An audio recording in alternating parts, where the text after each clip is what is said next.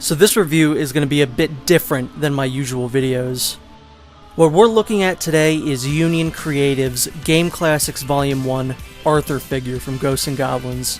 When I look at a figure, it's usually from a series that I'm intimately familiar with, like Batman, Resident Evil, or One Piece. This video is going to be different because I have never played even a single minute of any Ghosts N Goblins game. Now, while I never may have played one of these games, I know enough that this is not a Ghosts N Goblins song, this is a Castlevania song from Rondo of Blood. So get this out of here, let's actually play some Ghosts N Goblins music. I picked this figure up because of what I said in my Phoenix Wright review.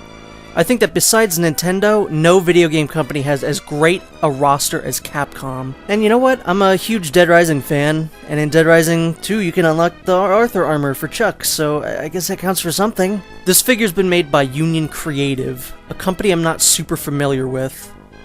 The only other figure by them I have is their Venom Snake, and I really like the Venom Snake figure, so hopefully this one will be just as good. Right out of the box, Arthur is a very nice looking figure that has a few minor issues. Now, as I've never played any of these games, I can't say if this armor is based on one game in particular.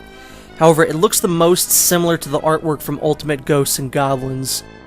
And I have played Marvel vs. Capcom 3 and it looks similar to that too. The armor looks very nice on him and gives him an added bulk that gives the figure an imposing shelf presence, which is impressive given his small stature. The absolute worst part about this figure are these damn shoulder pads. These things are so loose and so annoying to attach to the shoulder. Every time I even slightly move the arms, they just come flying off. The face is just as nice as the armor and very expressive. Arthur looks sufficiently angry, and, you know, given the difficulty of the games he's in, he's probably justified to be so mad. His helmet has a visor that can rest on top of his head or can cover his mouth. The visor is very loose and slides down a lot while playing around with the figure. I've never seen Arthur's visor cover his mouth, so I would have preferred it if it was just stationary to avoid the looseness. The figure was supposed to come with a little horn to pop on top of the helmet, but mine didn't come with one for some reason. Thankfully, the rest of the helmet is not as loose as the visor. It fits on his head very snugly and without being too tight. Removing the helmet reveals that Arthur is bald, which can be fixed by placing this hairpiece on the figure. This hairpiece isn't supposed to go with this beard, which is a shame because it means you can't mix and match looks for the figure. What you want to do is remove the current beard with the open mouth for this alternate one with a closed mouth. With this mouth equipped, Arthur loses some of his cartoony aesthetics but still looks pretty good. Next up, he comes with a more classic looking faceplate. Again, it's a shame you can't mix and match any of these face options because it would give the figure more unique looks rather than the ones you're required to give him. For instance, I love to have this face without the helmet. In terms of accessories, Arthur comes with exactly what you'd expect, starting with his javelin. From what I can understand, it's not exactly the best weapon to use in the games, but it's certainly the most iconic.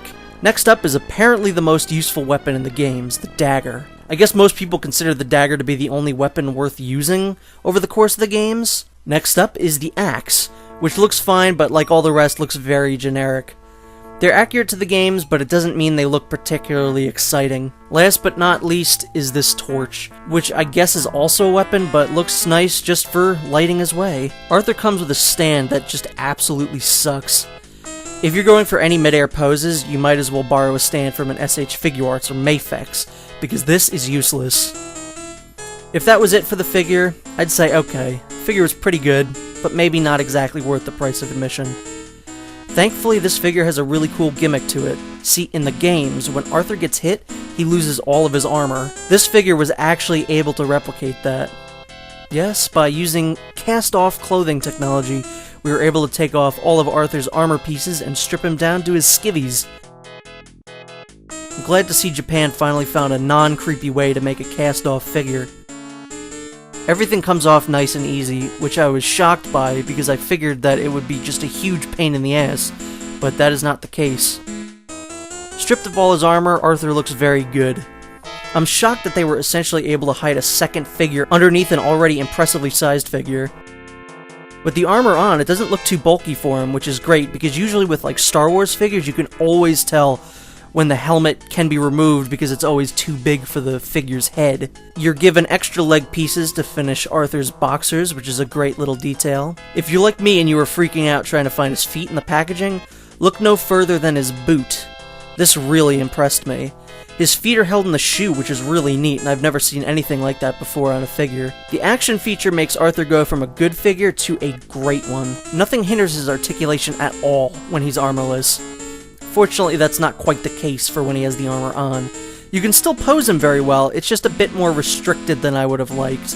He also comes with one last accessory, an extra hand to hold items with while he's out of the armor. So overall, Arthur is a very neat figure that I would recommend even if you're like me and have never played a Ghosts N Goblins game before. I was obviously not going into this review with any kind of bias towards liking this figure, and while it has some annoying bits like the shoulder pads and visor being too loose, he seriously impressed me. So good job, Union Creative. You made a figure that I really like based on a property of games I couldn't know less about. I'm very excited to see where this Game Classics line goes from here.